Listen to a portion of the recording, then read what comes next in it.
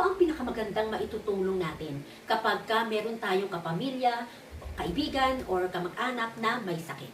Ilang nanay, ayan, i-confess ko sa inyo na kapag ang anak ko ay may sakit, nako, ako na yung una-unang nagpapanik. Naman, makakarelate yung maraming nanay dyan na kapag may sakit ang anak natin, super talaga tayong nininervyos, nagpapanik, at pinapagalitan pa natin yung mga anak natin. Sabihin natin, hindi ka kasi nakikinig, sinabi ko, kumain ka nito, ganito, uminom ka ng vitamins, ganito, wag kang magpuyat, ganyan, wag kang masyadong mag-cellphone, at marami na tayong litanya niyan. Why? Kasi ganun kataas yung level ng fear natin. At nailalabas natin yun sa pagsisermon natin.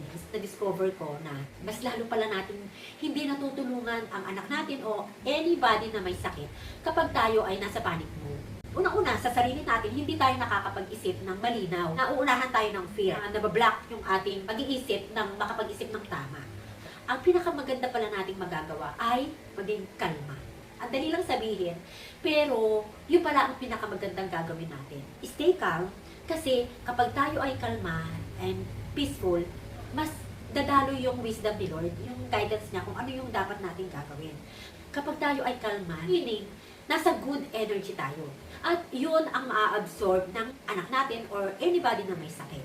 Kasi kapag in fear mode tayo, may sakit na nga sila physically or sometimes mentally, di ba? Nade-depress, ganyan. So, hindi physical yung kanilang sakit, kundi sa mental. Pero, the same thing din. Kapag tayo ay nasa panic mode, hindi natin sila matutulungan. Kasi pag nasa peaceful mode tayo or energy tayo, very powerful nung energy na yon, very good siya, na pag na-absorb nila, kasi syempre, aalagaan natin sila, kumbaga nagtatransfer tayo, nagsishare tayo ng energy sa isa't isa. So, yun ang ma-absorb nila from us, yung kalma lang. Imbis na matatakot sila, kakalma din sila. So, imbis na matatakot sila na, baka lumala tong sakit ko, mas magiging relax din sila. So, yung mga nerves nila, mga cells nila, makakalma din at magiging happy din. Paano ba tayo magiging kalma? Clear talaga. At friends, hindi natin nakikita, pero yung mga cells nila, no, yung mga nerves nila, ay kumakalma din. Nagiging happy din sila. Pag sinabi na, okay lang yan, magpahinga ka lang, inumin mo tong gamot mo, and then maya-maya magiging okay ka na. Ito, inumin mo tong mainit na sabaw, kumain ka nitong prutas, para maging happy.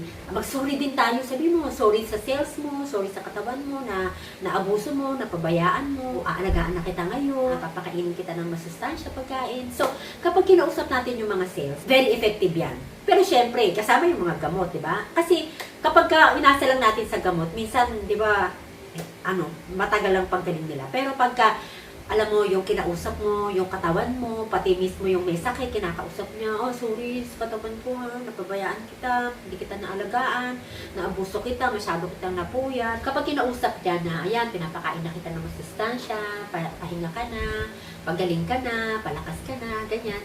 Tapos, tayo naman, kalma lang, inaalagaan natin ng kalma. Natry ko na yan, kaya gusto kong i-share sa inyo na nawa naman, makatulong sa inyo. Kasi pagka tayo ay nasa panic mode, mas lalo pa siyang lalala. Kasi, imbis na good energy yung makuha nila sa atin, hindi tayo masyadong nakakatulong. Although, hindi natin kasi alam yun.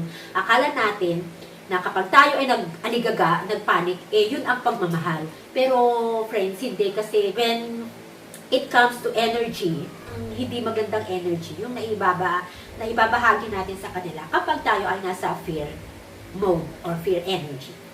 I hope, friends, na nakatulong sa iyo ang practical tip na ito na kakaiba, di ba, friends? Maraming salamat sa panonood. God bless you and see you in my next video.